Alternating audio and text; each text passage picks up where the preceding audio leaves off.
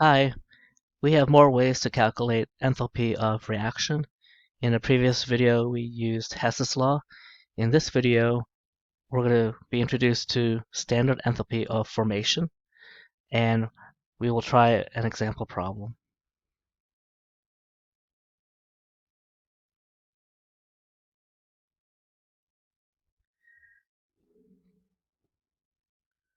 Okay, standard enthalpy of formation. The symbol for that is delta H F naught, or a little zero superscript, and this is going to be in also kilojoules per mole. Let's put this in a box actually, so we remember the units and also what each of these symbols mean.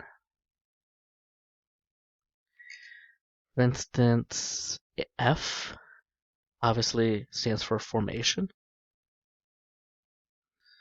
But what about this little zero here at the top?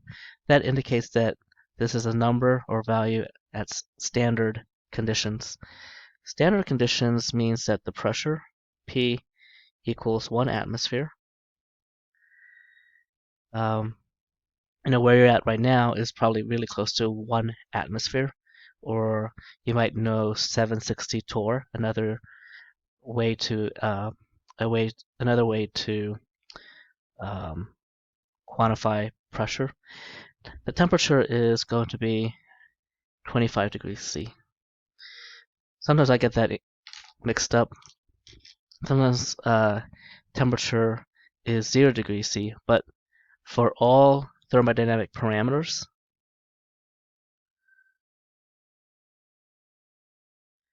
standard is 25 degrees C.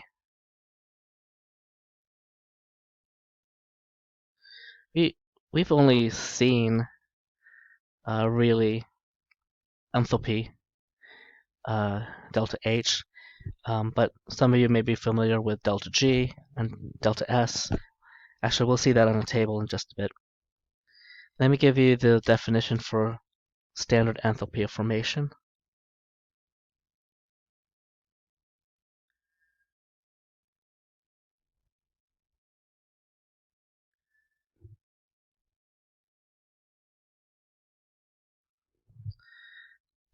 It's a heat change when 1 mole of compound is formed.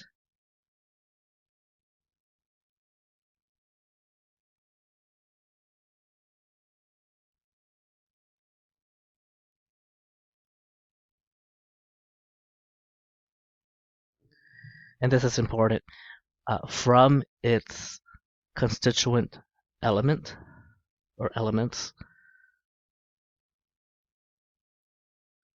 I'll actually put this in a different color.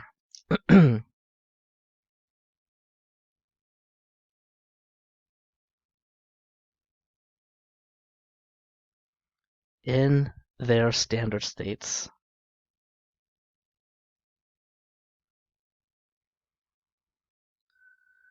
Did I spell that right?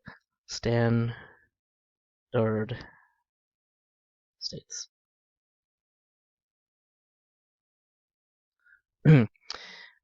With practice, you'll be familiar with the standard states for most of the elements. For instance, if I have oxygen,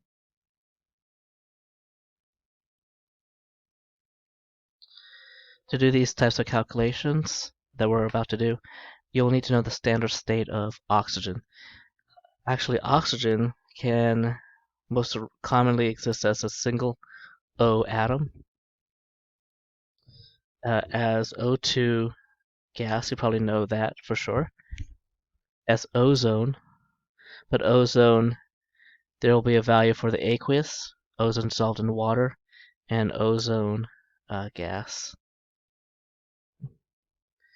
And we are looking for the standard state. Let's take a peek at a table that you'll probably need to use for any standard enthalpy of formation problem. Oops, still here. These are the other thermodynamic parameters that I was talking about, delta G and delta S. Sorry. Let's keep an eye on this. Delta H formation standard is kilojoules per mole. They're in alphabetical order, or by the element symbol alphabetically. And in oxygen's section, we're right here, right there. Okay, let me jot down these numbers. They're in order of how we wrote them. 249.4. This is a delta H of formation. And 249.4. Again, it's kilojoules per mole. Mole of formation of that single oxygen. Now, this is weird. This is 0. So that actually indicates that O2 gas is at its standard state. And I'll write this down a bit, but any element, single element in its standard state will have a delta H of formation of 0. Now this is exothermic, negative 12.09. What does that mean? From its elemental state, oxygen, if it's converted to ozone and then, I guess, dissolved in water because it's aqueous, it is giving off heat. But look at this ozone in the gas form, it's very endothermic, its formation. Okay, let's go back to the notes. Okay, so obviously the number that stands out is this one at 0. We're going to say that a single element or a single element molecule, so it could be diatomic. Oh, it is diatomic. But there are other elements that exist beyond diatomic. I think, don't quote me on this, I think sulfur in its natural state is S8. Anyway, a single element molecule is in, did I say this right?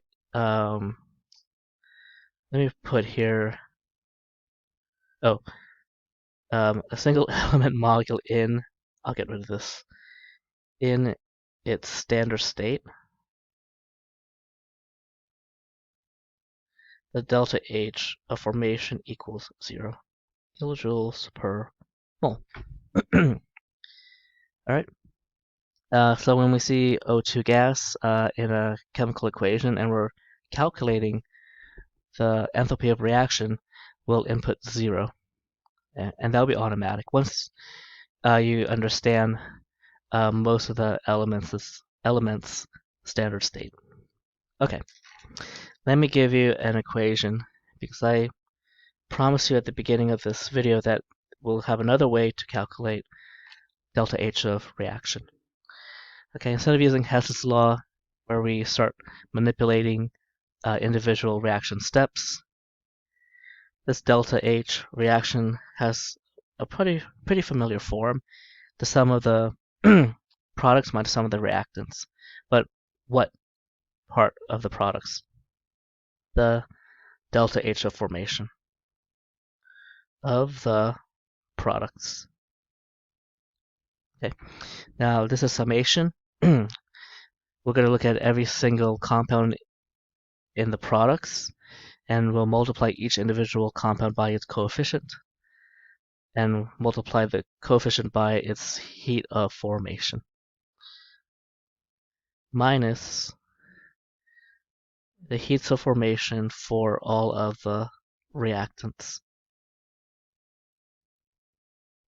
And I will put this in a box.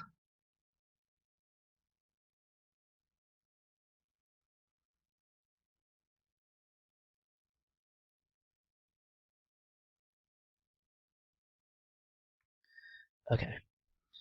Here's the reaction that we are going to solve, the delta H of reaction. 2SO. Oh. We're going to assume, no, let's not assume. I'm going to tell you that all of these are gases.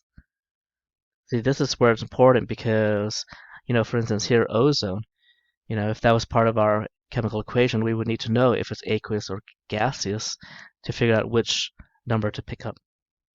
So that's an S, not a 5. plus 2/3 O3 gas. Oh, that would be important also. 2 SO2 gas. Okay, let's plug in some numbers. We have here delta H of the reaction equals the summation. So we only have one product.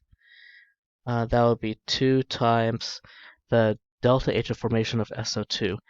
Why don't I go ahead and jot down these all together while I'm at the table.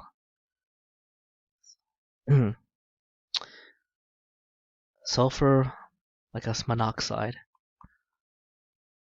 Hope I can find it. Oh, there it is. Okay, 5.01. I'm just going to write these numbers above each compound. 5.01. Do we have SO2 gas? Good. SO2 gas is negative 296.4. And ozone, you know, if you thought this was elemental and at a standard state, then you would think it's 0. But we know that oxygen exists as O2 gas in the standard state. I know I wrote this down somewhere, but let me pick it up from the table. Gas, 142.2. Okay, let's see if this works. So with the products, 2 times negative. Okay. So while setting it up is very important, also plugging in the correct numbers with the correct signs is equally important. The products, 2 times 5.01 summation, so it's plus 2/3 times 142.2, and then that negative minus the summation. Let me put here brackets, and what I'll probably do is solve this first. Yes, and subtract it from here. Actually, I'm going to do this in parts. 2 times negative 296.4 negative 592.8 minus, and let me just do these two together. 2 times 5.01 equals plus, let's do 0.666666 times 142.2, that, and all of that is subtracted from the original, from this number. 104.82. Okay.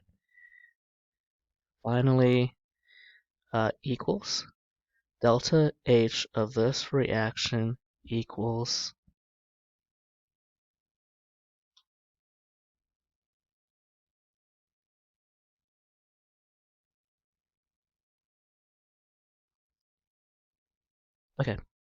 equals negative 69. Do I want to round? Let me keep it at 3 significant figures. 698 kilojoules per mole. This is a little bit unusual because none of these compounds have a coefficient of 1, so it's literally per mole of reaction. This is not necessary to put, this is implied.